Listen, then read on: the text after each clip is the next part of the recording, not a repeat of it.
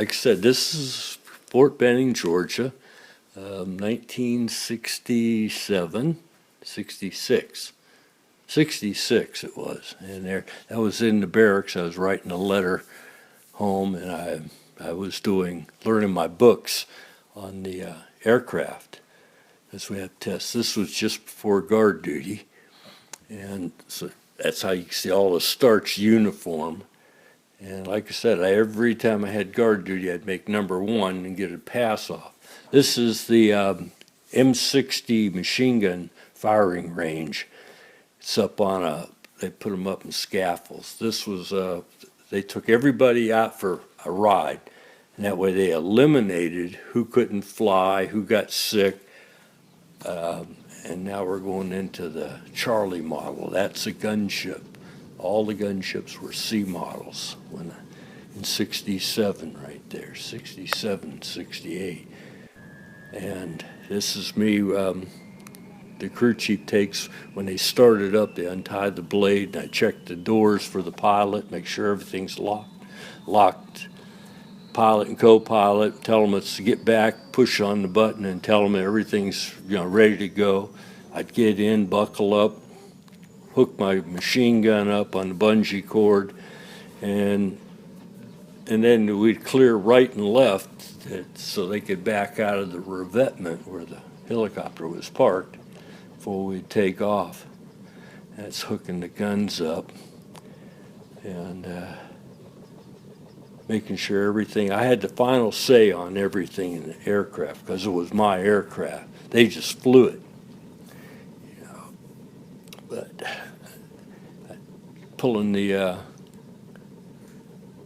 bulletproof padding out from my butt, there I finally saw the guy taking the movies and waved. And we go out to the runway, and we'd have to back up on the runway and then take off of like a cliff because we were so heavy they couldn't just take right off. They had to have a start to get up and get some air up under the blades. That was Chu Lai, Vietnam, Kee Haw. It was called Kee Haw Airstrip on the far side of Chu Lai. And then we'd fly out anywhere from 10 to 15 miles to the front lines, wherever, where the fighting was going on right on the other side of the fence, but we'd go out and help anybody that received fire. They'd call us in. It's go out over the ocean and circle back. There I am standing there. That's my side. And the machine gun, the miniguns aren't hooked up. There's the minigun and the rockets underneath. A minigun is 6,000 rounds, 14 rockets, 7 on each side. And that's the ammo. Loaded belted ammo that I'd have to load up 500 rounds right there on the door in the box for the door machine guns. That's I got a lot. That was when I had a lot of holes in that.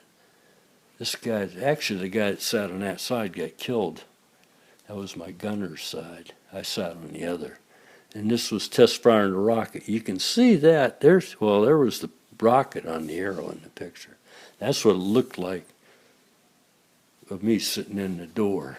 And like I said, that's the radio button, that cord with that little box. This is back at the flight line where the barracks that we were on, we slept right next to the helicopters. They were right there.